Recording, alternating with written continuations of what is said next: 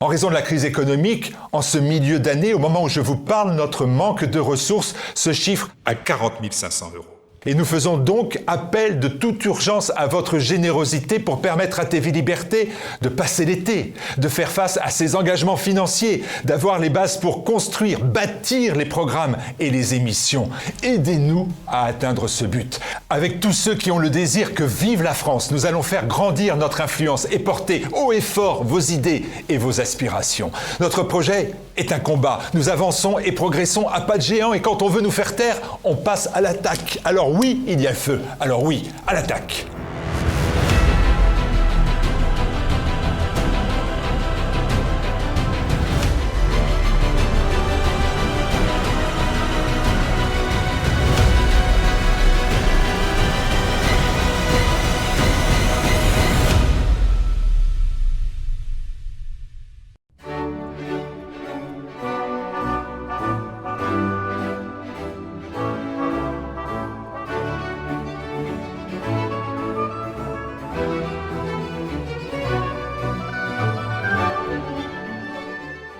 Patrick Buisson, le célèbre conseiller politique de Nicolas Sarkozy, vient de faire le tour des médias lors de la sortie de son dernier livre. Et là, en quelques mots, l'ardent Buisson a mis le feu dans le monde médiatique. Le voile islamique est plus respectable que le string qu'il a causé. Aïe, aïe, aïe, aïe, aïe, sujet hautement brûlant, mon gars. Et là, j'ose le dire, et je vais me faire 12 millions d'ennemis mortels, j'ai passionnément aimé cette phrase parce qu'elle ouvre un débat que peu de monde ose ouvrir. Les médias dits mainstream se sont étranglés de fureur. Comment comparer deux choses incomparables, ont-ils vociféré? Enfin, le vêtement islamique cache tout et le string ne cache rien, donc ça n'a aucun rapport. Et puis, chacun est libre, libre de tout cacher ou de ne rien cacher. Liberté, liberté, liberté. Vous allez donc me dire, il pousse un peu mémé dans les buissons, le Patrick. Réfléchissons ensemble sur le fameux string. Et cela tombe bien, car la chaleur commence à se faire fort en France. Disons-le simplement, le string n'est pas un vêtement, mais un bout de ficelle qui livre le corps dans sa nudité à peu près intégrale. Or, se promener nu au vu et au su de tous consiste purement et simplement à se mouvoir dans un système pornographique d'exhibition, dont les conséquences sont notamment l'excitation des pulsions sexuelles primaires de l'entourage. Les personnes qui s'exhibent en string savent parfaitement ce qu'elles font et pourquoi elles le font et participent objectivement à la société pornographiée qui nous envahit. Or, il est de notoriété publique que la pornographie est un outil de destruction de la société par les déconstructeurs. Donc, vilain, pas bien du tout le string. Cela étant dit, le vêtement musulman qui cache tout est un vêtement de combat, utilisé pour implanter par la violence visuelle l'islam dans l'Europe tout entière. Ce sont les leaders du monde musulman qui le disent eux-mêmes, ça n'est pas moi. Il s'agit donc d'un vêtement insupportable et le laisser prospérer dans la sphère publique est un pur scandale. Ainsi donc, les deux extrêmes du vêtement féminin, à savoir le vêtement prison intégrale ou la ficelle nudisme intégral, me semble juste interpeller quelque part, je veux dire, comme disent les bobos du Marais, tout en fumant de la moquette. L'excellent Buisson a ouvert un débat sur le rôle du vêtement dans nos sociétés et remet au goût du jour les notions de décence élémentaire, fondées finalement sur un socle moral qui permet le meilleur épanouissement des personnes. Une façon de s'habiller de façon équilibrée et respectueuse peut consister à ne pas se dénuder à la plage ou à ne pas s'emprisonner dans des vêtements de combat politico-religieux ou à ne pas mettre des robes si courtes que tout un chacun peut se pâmer sur la couleur de la culotte. Je l'ai dit, j'ai osé le dire, je vais me faire haïr et peut-être même renvoyer de TV Liberté, tout ça pour une affaire de voile et de string. Tiens, petite idée, pourquoi ne pas inverser les choses? Le voile autour de la taille et le string pour retenir les cheveux. Sur cette idée lumineuse, je vous souhaite une très bonne soirée.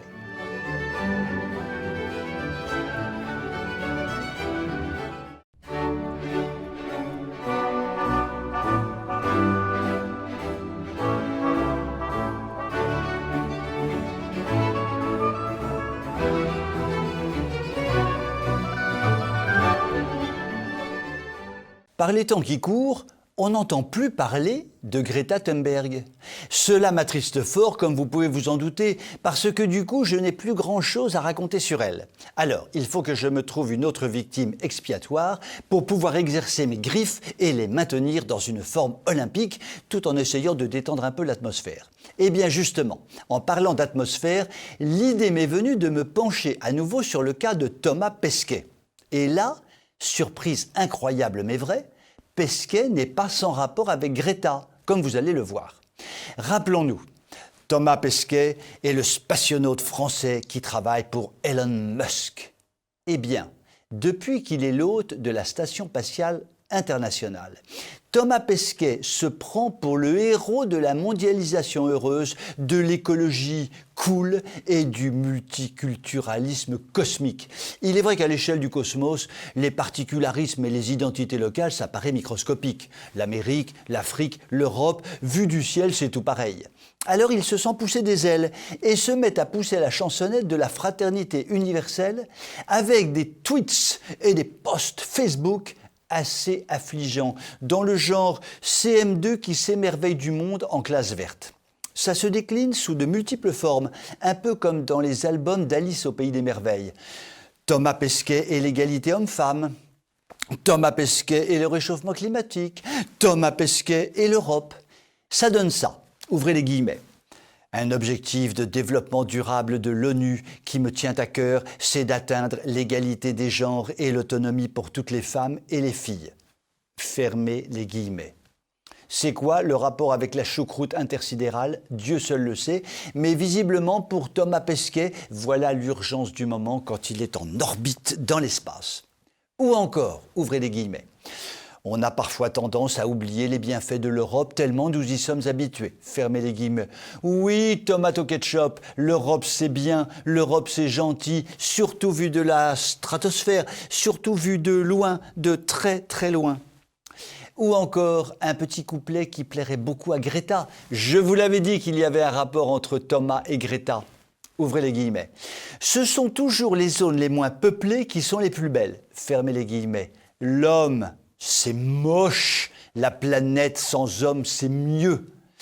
Avec une telle dégoulinade de bons sentiments, je me demande comment il fait le Pesquet pour travailler avec du matériel et des personnes russes et ne pas avoir de crise d'urticaire anti-poutinien.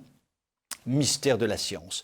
Mais le pompon stratosphérique est assurément atteint quand Thomas se prend d'amour pour la religion de tolérance et de paix qu'est l'islam. Car oui, mesdames et messieurs, depuis l'azur étoilé, Thomas Pesquet a fêté l'Aïd. Et pour l'occasion, il a posté une photo spatiale de la Mecque et a souhaité à tous une joyeuse fin du Ramadan. Il faudrait peut-être lui expliquer qu'il n'aurait pas été mal non plus de fêter l'Ascension. En ce jour béni pour les chrétiens, Jésus est monté au ciel, mais Thomas Pesquet n'a pas dû le croiser. Décidément, Thomas Pesquet, c'est comme les étoiles, il faut l'admirer de loin. Je vous souhaite une très bonne soirée.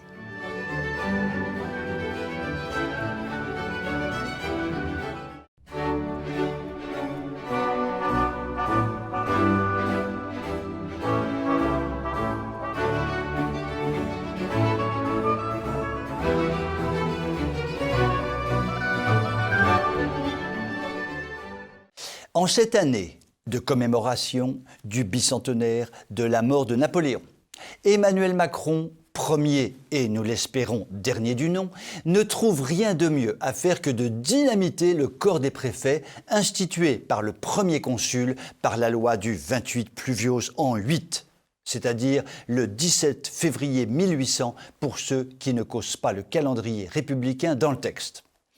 Cette suppression du corps préfectoral va de pair avec la suppression de l'ENA, annoncée en fanfare au début du mois d'avril. Réflexionnons un peu dans nos petites caboches de populo-franchouillards. Autant l'on pouvait comprendre la logique de la suppression de l'ENA. Pour le service de la nation, il s'agit de mettre un terme au recrutement de gens surformés, arrogants et diaboliquement incompétents, un peu comme des Macron, quoi. Bien, là on peut comprendre. Mais la suppression des préfets, là nous avons du mal à comprendre. C'est pourtant bien utile, les préfets, pour incarner l'autorité de l'État, faire respecter l'ordre et la sécurité. Enfin, vu le contexte actuel, il vaudrait mieux dire « cela pourrait être utile, les préfets ». Mais comme toutes ces notions sont devenues furieusement « has-been » en anglais, on comprend que les préfets n'aient désormais plus la cote. D'autant plus qu'il est de notoriété publique, qu'ils se la coulent douce et qu'ils laissent couler la France doucement mais sûrement. S'ils n'ont plus rien à défendre, à quoi servent-ils ? En fait, on ne les supprime pas vraiment, on va plutôt les recruter différemment. Pour ça, le gouvernement nous a inventé un beau mot bien jargonnant, la fonctionnalisation.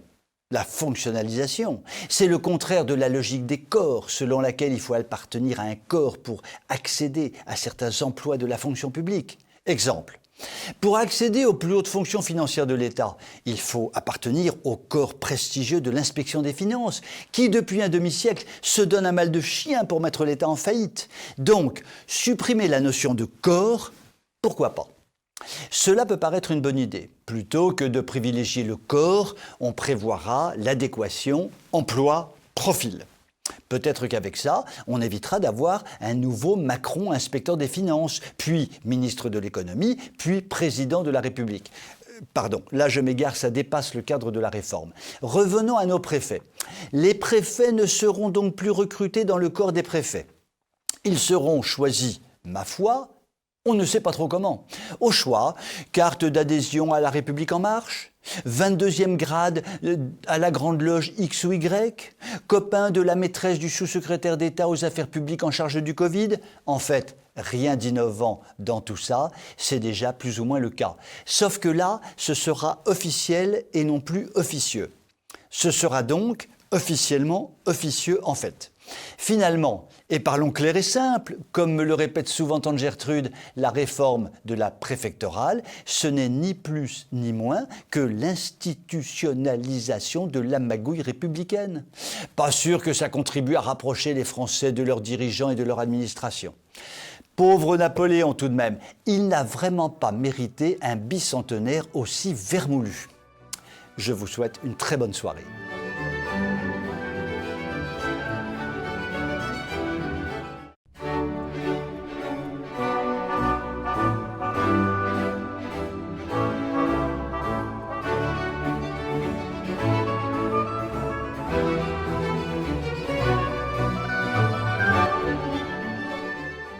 Il paraît que le sport est l'un des ciments essentiels d'une nation, un facteur d'enthousiasme collectif et de cohésion nationale. La vache! Compte tenu des derniers épisodes du feuilleton de l'équipe française de foot pour l'Euro, tu parles d'un enthousiasme collectif et d'une cohésion nationale. Didier Deschamps, le sélectionneur de l'équipe française, a fini par en dévoiler sa composition. Suspense et roulement de tambour. Combien allons-nous avoir de black et de beurre ? Il y a longtemps qu'on ne se pose plus la question des Blancs, ils sont tout juste là pour les quotas. Pas de quoi être déçu avec la nouvelle mouture. De la diversité, encore de la diversité tellement diverse qu'elle devient uniforme. Mais le scandale bien connu de la fausse diversité est dépassé par le nouveau scandale cru 2021, le retour de Karim Benzema. Alors, comme tout le monde n'est pas fouteux dans l'âme, je m'en félicite, je vous repasse le film. Karim Benzema est l'une des étoiles du football international, mise à l'écart de l'équipe de France depuis 2015 pour une sinistre et glauque histoire de chantage et de mœurs, et qui chante haut et fort que sa patrie de cœur, c'est l'Algérie. Un type hautement recommandable, quoi. Karim, père d'un Ibrahim, est l'un de ces Français tellement bien intégrés qu'il raconte du matin au soir qu'il n'aime que l'Algérie, qu'il rêve de l'Algérie, qu'il chante du matin au soir l'Algérie, sa patrie de cœur, sa vraie patrie, mais qui se fait payer par la France, ce qui est quand même sacrément plus rentable. Mais bon, il paraît que c'est un bon joueur, donc nous lui pardonnons tout. Mais attention, mesdames et messieurs, attention, ce n'est pas tout. Ah non, pardi. Comme si cela ne suffisait pas dans l'art consommé qu'à le milieu du foot de choisir, quelquefois le pire, le plus vulgaire, le plus anti-français, la chanson officielle de l'Euro 2021 a été confiée au bon soin du rappeur Youssoupha. Son nom fleure bon le territoire berrichon et il s'est distingué par des paroles que la décence et l'élégance m'empêchent de prononcer sur ce plateau. Bref, lui aussi, il explique dans ses chansons qu'il en veut au monde entier, qu'il vomit la France, qu'il veut bousiller Zemmour. Mais Youssoupha a une mission officielle, incarner notre pays, car la ministresse des Sports nous l'a expliqué, ouvrez les guillemets, il est en phase avec les valeurs de la République, fermez les guillemets. Alors là, je m'incline, je me prosterne devant la ministresse, lui baise les pieds, et rien que les pieds d'ailleurs, et la remercie du fond du cœur. Grâce à elle, je sais enfin ce que sont les valeurs de la République. La haine de soi, la haine de l'autre, la haine de son pays d'adoption, la haine du monde entier, la haine toujours et partout, l'amour passionné de la haine. C'est désormais un fait historique et non discutable. Le foot est l'un des vecteurs fondamentaux d'intériorisation du grand remplacement, l'un des vecteurs les plus délétères qui soient. Youssoupha est né à Kinshasa, Benzema n'a qu'une patrie, l'Algérie. Une nation entière peut-elle suivre cette pseudo-équipe avec son cœur et avec ses tripes? La réponse est dans la question. Et regarder jouer cette pseudo-équipe française peut devenir une faute lourde. Sur cette conclusion qui demande réflexion, je vous souhaite une très bonne soirée.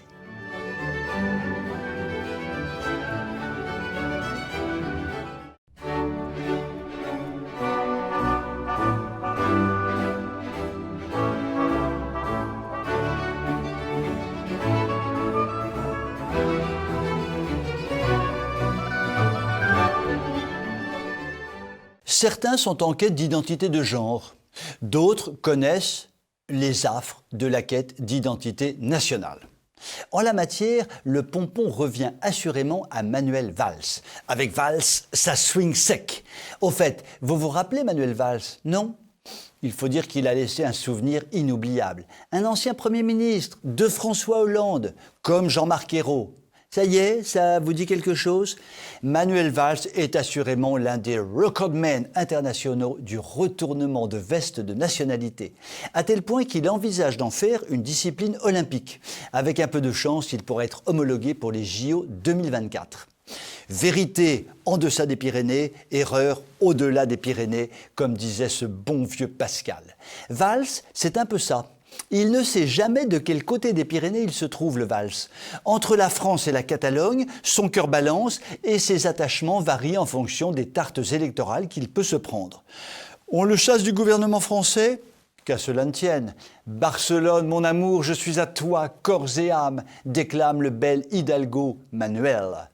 Et voilà-t-il pas qu'il veut se mettre à faire de la politique en catalan.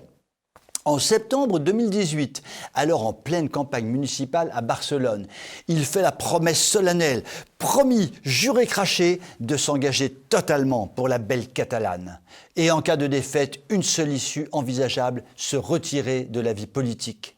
Eh bien, il est arrivé finalement tout juste à décrocher un siège de conseiller municipal, une claque, bella claca, comme disent les vaches espagnoles. Pour dire les choses franchement, il se rend compte qu'à Barcelone, tout le monde se moque allègrement, ou, pour parler vulgairement, se tamponne allègrement de ses engagements. Voilà-t-il donc pas qu'il veut franchir à nouveau la frontière? À nous deux, Paris lance à présent ce rastillac de carnaval. Valls essaie de concilier les contraires, de tout tenir. Finalement, c'était un précurseur. Le « en même temps », c'est lui qui l'a inventé. Il est français et en même temps catalan. Son pays, c'est Évry, mais en même temps, il siège au conseil municipal de Barcelone. Mais Manu, l'autre Manu, lui a piqué l'idée, le salopard. Il y a de quoi lui en vouloir. Emmanuel a eu plus de veine que Manuel et a réussi à conquérir la magistrature suprême, garantissant un succès de long terme à la stratégie du « en même temps », avec laquelle Manuel Valls est désormais bien incapable de rivaliser. Nous lui suggérons de s'installer dans la principauté d'Andorre. C'est finalement peut-être ce qu'il y a de plus pratique quand on veut passer tous les 3 jours de la France en Espagne et réciproquement. Je vous souhaite une excellente soirée.